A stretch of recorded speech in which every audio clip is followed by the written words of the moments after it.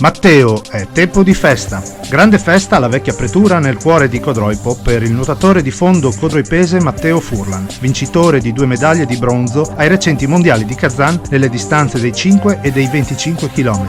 Erano presenti oltre ai genitori e ai parenti tantissimi amici e conoscenti che hanno brindato assieme al neo campione iridato. Vi proponiamo la breve intervista a Matteo e a Gabriele Gobbo, organizzatore dell'evento. Iniziamo con la 5 e la 5 è stata una gara un po', diciamo, il mio esordio anche ai mondiali, essendo la prima gara che facevo ai mondiali. Sono partito molto aggressivo, molta voglia di vincere e si è visto un bel risultato alla fine. Sono arrivato terzo, peccato magari un po' per l'ultima parte della gara che sbagliando la boa mi sono stancato un po' per recuperare gli altri, però alla fine un ottimo risultato, un terzo posto anche magari inaspettato per molti in nazionale.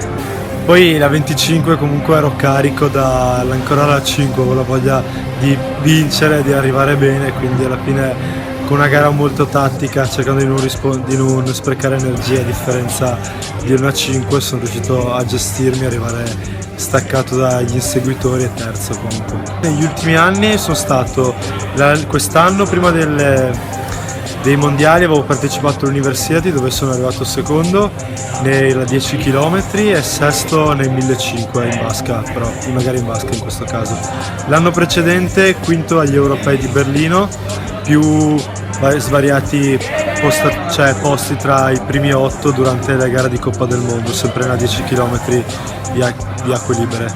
Mentre 2 anni fa avevo vinto l'Universiadi a Kazan sempre ed ero arrivato terzo ai Giochi del Mediterraneo in Turchia, a Mersin. Il prossimo anno, siccome sono stato escluso dalle Olimpiadi, sicuro gli europei di nuoto in acque libere che si terranno, se tutto va bene, a maggio, però non si sa ancora la data, cioè la data precisa e la locazione. Scusa se ti interrompo, ma sei stato escluso dalle Olimpiadi? Sicuro? Non c'è la possibilità di rientro? Possibilità di ripescaggio. Al massimo potrei trials, sì, no?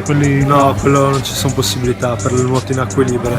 Potrei puntare nelle gare in vasca, però comunque c'è un paltrinieri scatenato ed è difficile anzi è impossibile battere lui. L'unico posto potrebbe essere un secondo posto nei 1500, però molto probabilmente se lo giocherà Detti, che è comunque un atleta molto forte.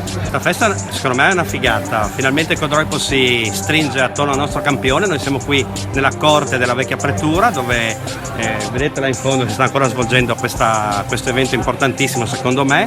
Vorrei ringraziare tutti i codroipesi che sono arrivati in massa, vorrei ringraziare la vecchia pretura che ha messo gli spazi a disposizione, vorrei anche ringraziare, ci hanno dato una mano anche i ragazzi di là di Galas che adesso faranno una pasta asciuttata per tutti, e poi vorrei ringraziare Alba Fiorita che ha messo a disposizione il prosecco per poi fare il brindisi. Vorrei ringraziare soprattutto la famiglia, ovviamente Matteo perché è qui con noi, la famiglia, gli amici e i fans che hanno dato una mano a fare questa festa.